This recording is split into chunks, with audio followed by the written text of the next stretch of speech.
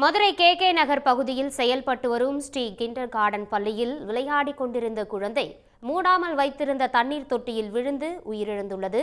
இதனையடுத்து அப்பள்ளியின் உரிமையாளர் கைது செய்யப்பட்டிருப்பதாக எமது செய்தியாளர் கூறுகிறார். அவர் தரும் தகவல்களை கேட்கலாம். செல்வகுமார், தொடர்பான முழு விவரம்.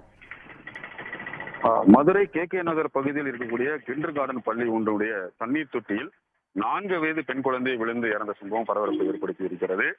மதுரை கே நகர் பகுதியில் செயல்படக்கூடிய இந்த ஸ்ரீ கிண்டர் கார்டன் பள்ளியில் அந்த பகுதியில் இருக்கக்கூடிய குறிப்பாக பணிக்கு செல்லக்கூடியவர்கள் அது பிளே ஸ்கூலாக செயல்படுவதால் அங்கு தங்களுடைய குழந்தைகளை விட்டு செல்கிறார்கள்.